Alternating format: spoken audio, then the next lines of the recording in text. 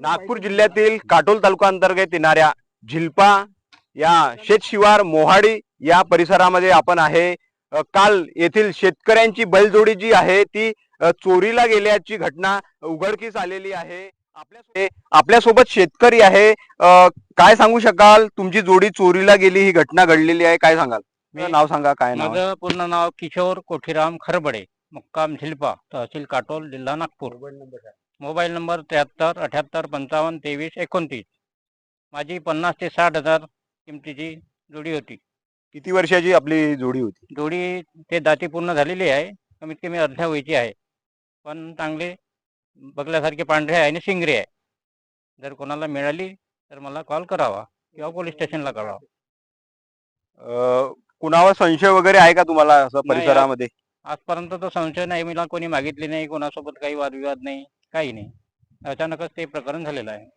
मी 8/5/2026 सायंकाळी 7 वाजता कोठ्यामध्ये बांधून मी घरी गेलो आणि नंतर सकाळी 7:30 वाजता शेतामध्ये आलो तर बैल मला दिसले नाही, त्यांचे दावे वगैरे सुद्धा दिसले नाही, ताला तोडून दिसलेला।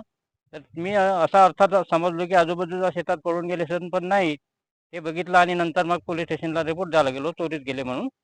तर रिपोर्ट द्यायला गेला तेव्हा पोलिसांनी काय आपल्याला प्रतिसाद दिला काटोलला? प्रतिसाद त्यांनी हा दिला का पहिले तुम्ही म्हणे आज बाजार कोणता आहे तो बघून घ्या, बघून घेतल्यानंतर जर तिथे बैल तुमचे मिळाले तर मला कॉल करा, नाहीतर नंतर मी रिपोर्ट तुमची लिहून घेईन, असं त्यांनी मला सांगितलं। मी नारखेड बाजार बघितला, बैल काही मिळाले नाही, खापा सुद्धा बघितला, माझे बैल सुद्धा मिळाले नाही, पण रिपोर्ट आता तक्रार दिलेली आहे, त्यानुसार पोलिसांनी मला मदत करावी, किंवा अन्यथा मी बी खेडोपाडी घुमून बघू शकतो, माझी जोडी ओळखू शकतो। पण काही लोकांना जर मिळाली का चोरीची जोडी इथे इथे आहे तर मला कॉल करावा आणि सांगावं का तुमची जोडी बघून घ्या। या अगोदर काही घटना वगैरे घडली आहे का इथे चोरीची आपल्या कोठ्यामध्ये? नाही, यानंतर काहीच झाली नाही, आजपर्यंत काही गेलं नाही। पण याच्या अगोदर माझं एक शेताचं वखराचा जू गेलेला आहे 8 दिवसा अगोदर, पण मी त्याच्यावर काळजी घेतलेली नाही, त्यामुळे मी आज बैलावर जे बसलेली आहे असं मी तुम्हाला सांगू इच्छितो।